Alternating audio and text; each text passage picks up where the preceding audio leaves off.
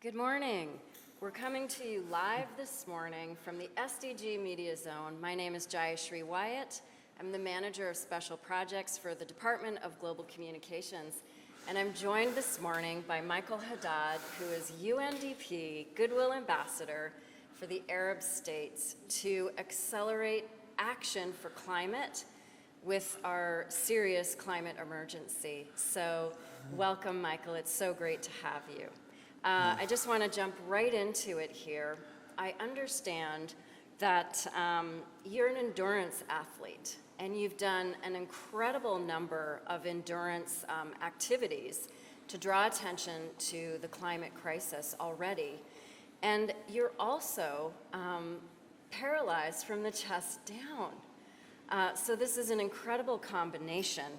And what I really want to understand from you today is, what drives you? What motivates you to take on these exceptional physical challenges?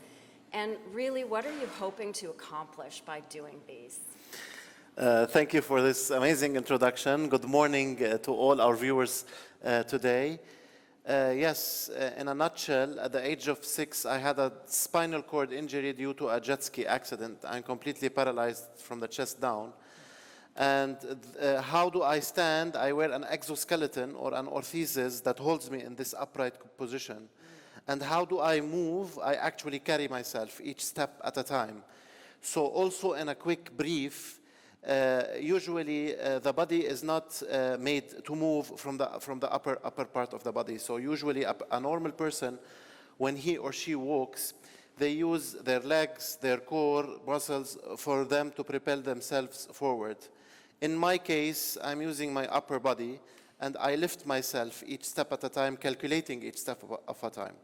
Why I'm mentioning this is to answer your question.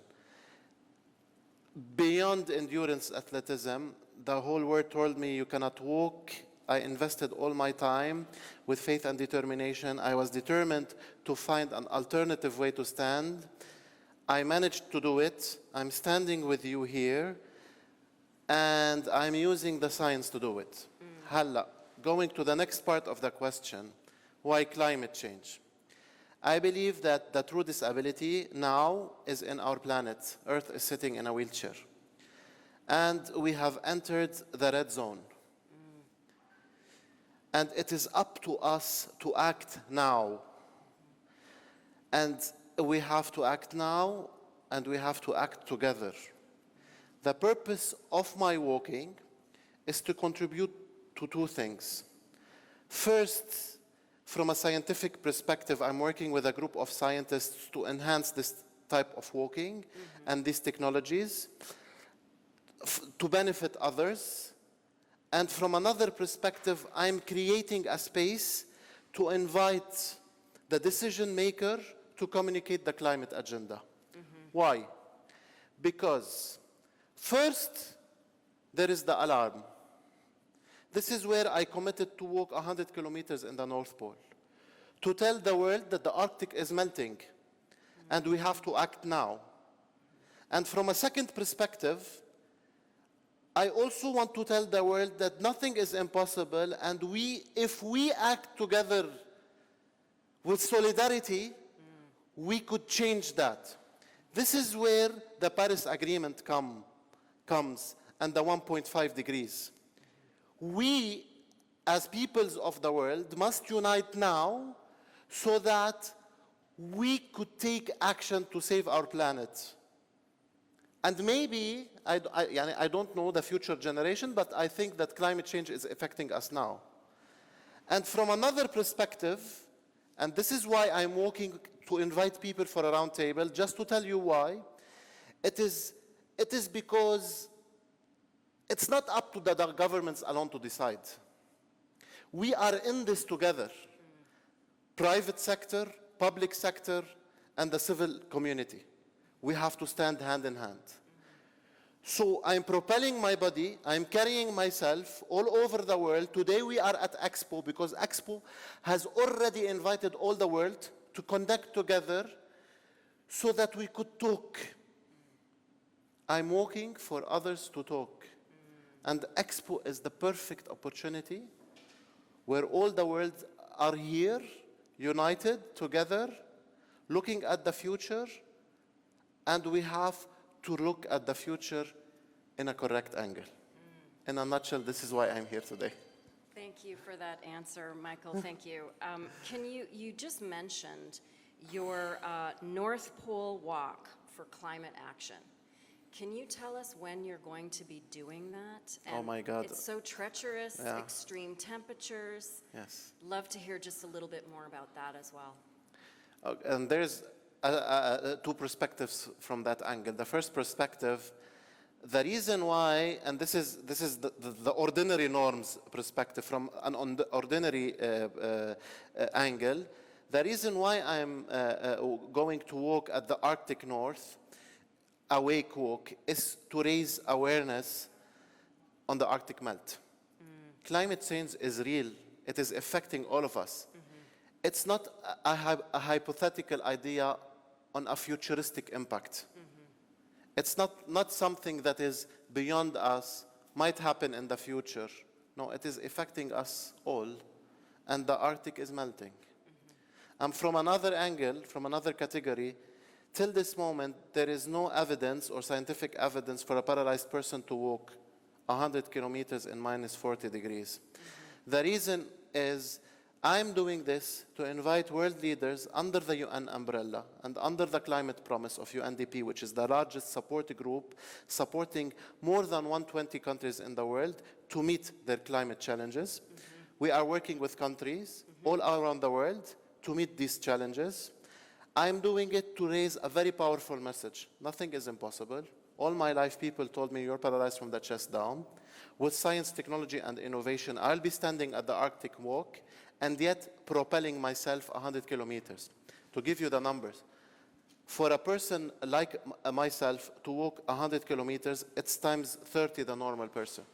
So if I walk 1 meter, it means that Samer is walking 30 kilometers. So multiply the effort. This is the effort. And from a scientific perspective, I'll be accompanied by the group of scientists that will be monitoring each and every aspect that I do and studying my neuromodulation brain activities and my patterns so that we could give it for others. But the main reason for it is that to pinpoint directly on a place on Earth that is directly affected by climate change and to tell the whole world we must act now and we have to start doing this by talking and committing with each other. Yes, I think your message about acting now is incredible. It's timely, and as you say, Expo is absolutely the place to be really messaging out on that. And thank you for mentioning UNDP's role as well. So I'd love to just know, when is the walk actually going to take place? Sure, يا ندى. The thing is, we are what is affecting our timing schedule is the COVID restrictions. Right. So we are committed to implement this in this year, 2022. But we are still working on the actual dates. We want to implement this in February, but most probably we will be pushing this schedule so that we could walk hand in hand with this pandemic, with this crazy pandemic. I hope that we have to find this window within the pandemic, at the end of the day. Wonderful. Well, we look forward to you keeping us posted on when that will be. So I'd love to just dig a little bit deeper as well. The recent UN climate change conference in Glasgow, COP26, received positive and negative reviews, of course, as we know. And as we're moving ahead, I was wondering if you could tell us what you think some of the biggest challenges are and solutions to tackling the climate emergency. Okay, and this is one of the most important points, Jaishiri, that you asked me, and thank you for asking me this question. As Michael Haddad, I'm not walking and advocating. I'm not a climate scientist, one, and I'm not a climate fanatic. I'm using my story to create a space for others to communicate.